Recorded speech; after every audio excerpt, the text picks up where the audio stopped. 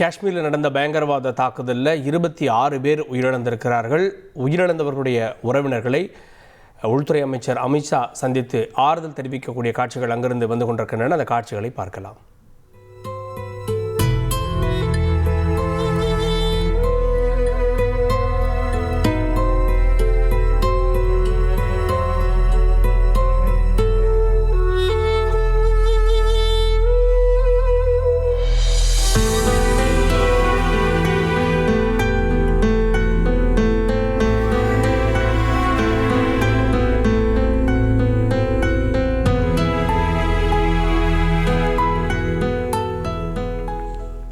தொடர்ந்து செய்தியாளர் ரமேஷ்குமார் இணைந்திருக்கிறார். ரமேஷ்குமார், உள்துறை அமைச்சர் உயிரிழந்தவர்களுடைய குடும்பத்தினரை சந்தித்து ஆறுதல் தெரிவிக்கிறார்.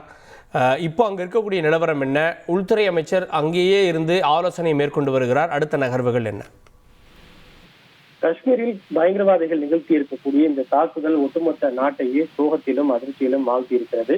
இந்த சம்பவம் நடந்த உடனடியாக உள்துறை அமைச்சர் அமித்ஷா டெல்லியிலிருந்து ஸ்ரீநகருக்கு புறப்பட்டு சென்று அங்கு பாதுகாப்பு சூழல் மற்றும் தீவிரவாத எதிர்ப்பு நடவடிக்கை குறித்து உயர் அதிகாரிகளோடு ஆலோசனை நடத்தினார். அவர் நேற்று இரவு முதல் காஷ்மீரில் தான் முகாமிட்டிருக்கிறார். சற்று முன்னதாக இந்த தாக்குதலில் உயிரிழந்தோருக்கு உள்துறை அமைச்சர் அமித்ஷா மலர் வளையம் வைத்து அஞ்சலி செலுத்தியதை நாம் பார்த்தோம். அதனைத் தொடர்ந்து இந்த தாக்குதலில் உயிரிழந்தோரின் உறவினர்கள் அனைவரும் ஒரே இடத்தில் தங்க வைக்கப்பட்டுள்ள இடத்திற்கு நேரில் சென்று அவர்களை நேரில் சந்தித்து அவர்களுக்கு ஆறுதல் தெரிவித்து வருகின்றார்.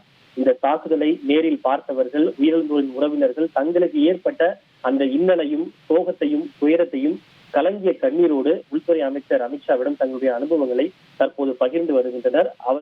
காஷ்மீர் தாக்குதலில் உயிரிழந்தவர்களுடைய உறவினர்களை சந்தித்து அமித்ஷா ஆறுதல் தெரிவிக்கக்கூடிய காட்சிகளை பார்த்து உங்கள் தந்தி ஒன் தொலைக்காட்சியில் தெனாலிராமன் தினமும் மாலை 6 மணிக்கு காண தவறாதீர்கள்.